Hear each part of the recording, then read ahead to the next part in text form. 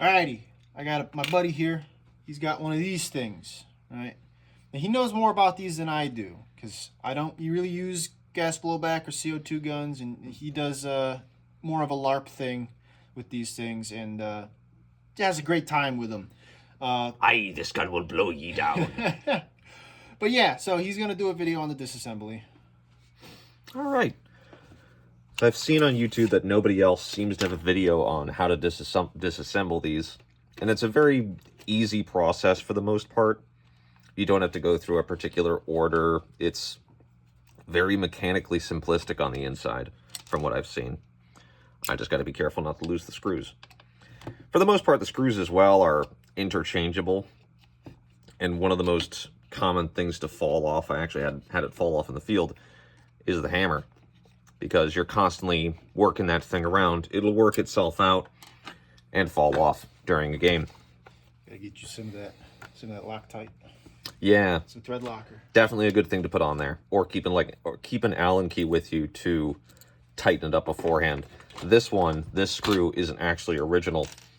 The original one fell off, and someone playing the match found the hammer laying on the ground and instantly knew, oh, that probably belongs to the guy dressed as a pirate. I'll give it back to him. And they did, and I was very thankful, and I ended up getting a new screw. And that worked out pretty dang good. Yeah, you got lucky on that. Mm-hmm. So losing that, where'd they find it? Middle of a leafy ground area. Just in the woods. Just in the woods, yeah. It was in the middle of nowhere. And you need that part, else the gun just does not function in the least. Yeah.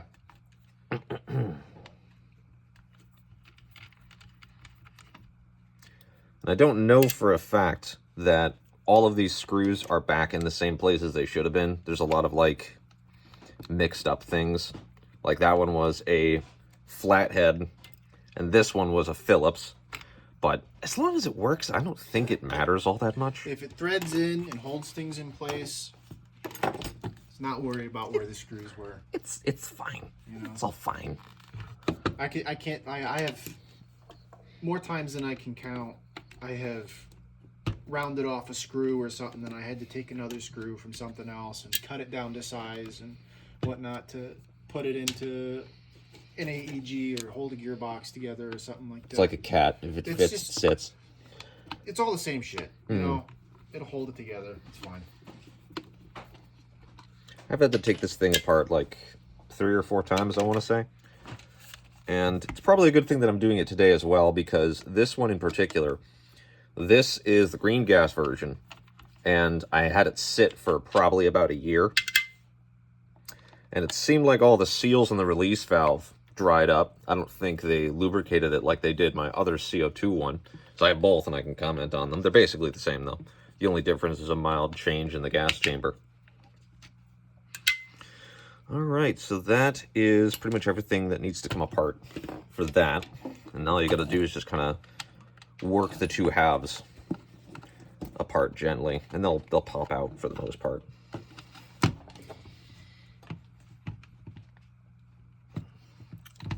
Unless I'm missing 2 screws.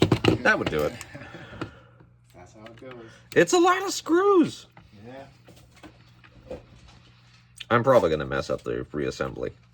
Oh, that's fine. We're only doing this in one take. Mm-hmm. It's all right. Start over. I don't like my commentary. Don't worry, I'll put all the screws back in. Make sure you put them in different locations. We just have 6 versions of the video on YouTube. Come on. Yeah, now it's starting to go. There you go. Did you just drop a... That was my Allen key. Let me grab it. Thank you. You got this handy little shelf down there that all of the stuff that falls through that crack lands on. Yeah, it's kind of like the garbage chute. Yeah. Except it doesn't take garbage, it actually takes important stuff that you want to remain. All the stuff that you don't want to drop. Exactly. It's the stuff you don't want to be falling off the table. It beats hitting the floor. If it hits the floor, you'll never see it again. Yep. All right, so I disassembled this actually upside down from how I usually do it. But That's your whole barrel sheath. This typically comes apart. Mine is glued together for some reason on this one. I don't know why that is, but it's just a shroud. Your outer barrel. Trying to say that. I had a stroke. So I usually assemble it in the other direction because this piece likes to fall out. This is part of the, what looks like the magazine management thing. I think it pulls this little barrel forward. But this is your gas chamber. I'll take this apart too in a second. But the function of this is this sits in that. And then when you pull back the frizzen, and not knock that out with your finger, that pushes this little black barrel forward, which forces a cone over the BBs that are in the magazine. You mean the nozzle? Yes. Yeah. And that makes it sealed, and it'll shoot from that. I haven't taken this part apart too thoroughly or anything. That's basically stock. I haven't had to mess with it. At one point, I want to see if I can figure out how to get the barrel out. It looks like I can just unscrew that and the whole barrel will slide out in case I ever need to replace it. Is that... No, I don't think that... It's got threading. Yeah, something probably screws into the top of there, doesn't it? I don't think so. Unless there's like, you could put a grub screw in there for your bucking. Maybe. Because that's probably where the bucking is right at. Yeah, I don't know about that. But anyway, this is probably the area you're going to want to be focusing on when you take this apart. You'll probably have to re-put the grease if it dries out or something. When I got this from the factory, I suspect that they didn't grease it as much as they should have. Because when I disassembled my CO2 version, this whole thing was greased up pretty thoroughly.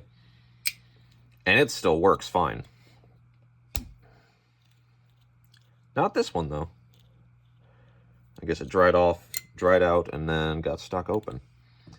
So when I try to fill it with gas, it just dumps it all right out the barrel immediately. Yep. That happened last time. Mm-hmm. Then you wound up using the M16, which was actually really funny. Yeah, pirate running around with an M16. I insisted on holding it wrong, though. But yeah, here's your main seal. This is your gas chamber. There's the valve for it. This is a weird shape, so if this ever breaks, gun's dead, I assume. So grease that. Here's your release valve. That's the part that's broken for mine. I'm going to try to unscrew that. In fact, we can probably pretty much end this here. Maybe we could do a separate reassembly video or something. Cut it, yeah. Because I got to grease these valves now and stuff. Cool. Okay. Reassembly take number 3. Third time's the charm. Third time's the charm. I know what I'm doing. I don't. That's to be expected. Hey.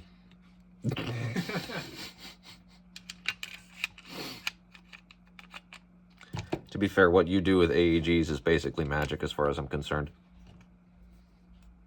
Yeah. You ain't gonna try to make sense of all that stuff. Basic understanding of mechanical principles is all it is. Electronic mechanical principles. I don't like electronic. Electromechanical principles. Exactly, that's what I'm talking about. It's all confusing crap. Ah. Why are you not fitting together correctly?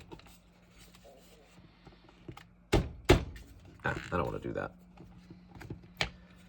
Let's figure out what your holdup is.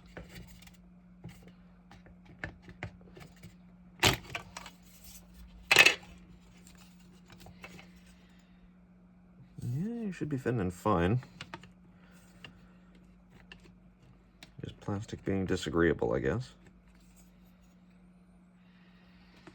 Well, plastic has not been known to agree with you or disagree or hold opinions of any value. I mean, I think at all. These days I wouldn't mind plastic holding opinions.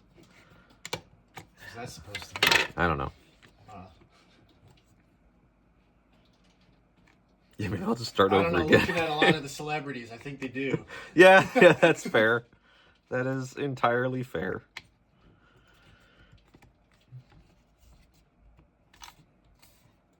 Oh, I know what happened. Okay, the clip fell out. Okay. It's black, I didn't see it. Good on you, not seeing color. Yeah.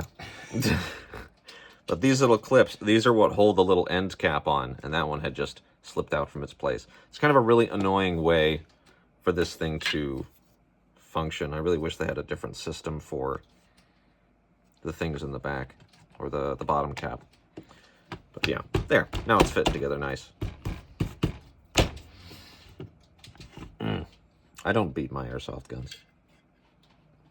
Airsoft gun beater. Nope. Those are some allegations you're not going to live down. Mm-hmm. No, everybody's going to live.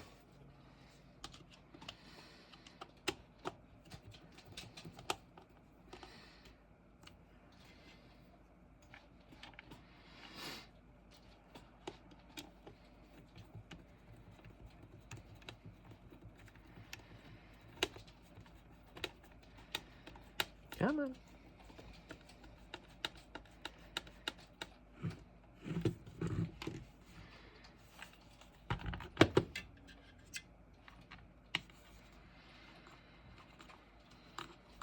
Well, it's good practice for field stripping my gun, I suppose.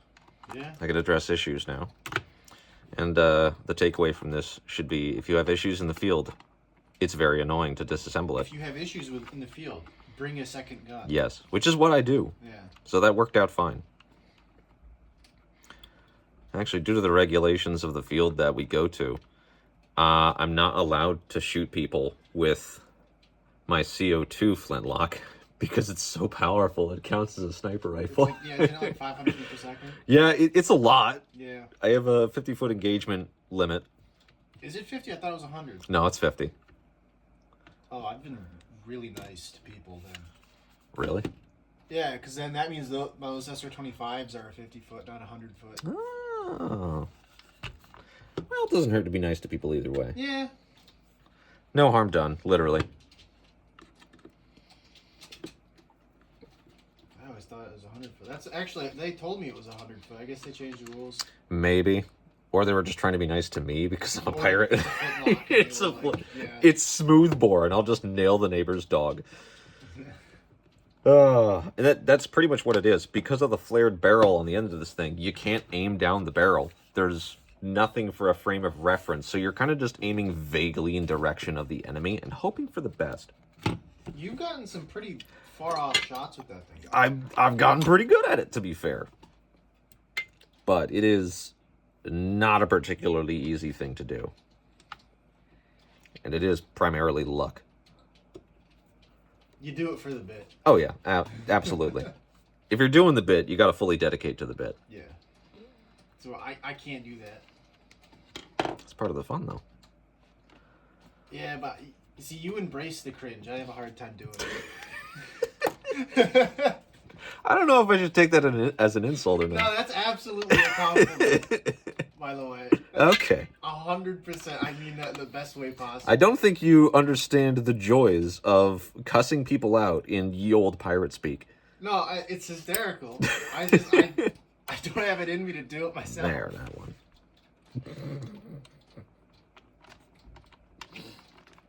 Well, you know, you just try to have other people have fun in the game. Yeah. Don't take it so seriously. We're all a bunch of grown people, mostly grown people, just sprinting around in the woods. Shooting at each other. Shooting at each other with toy guns. May as well have a bit of fun with it, you know? Yeah. I have a lot of people calling me crazy because I'm wearing basically just like 2 layers of linens while playing airsoft. It was cold and rainy. Yeah, it was cold and rainy. It was like 40 degrees out. Fahrenheit. And it was raining. Sleeting. Sleeting. Yeah, there was Sleeting, actually hailing, ice whatever it was. coming out of the sky. Yep. It was awesome. And there's me sprinting around with an M16, insisting on holding it by the stock rather than the grip. Yep. Because a pirate doesn't know how an M16 works. That was the one... What is it? Caveat? No. I forget what the word is. That was the one exception I had to make to allow myself to use an M16. Be okay with using a modern firearm. Mm-hmm.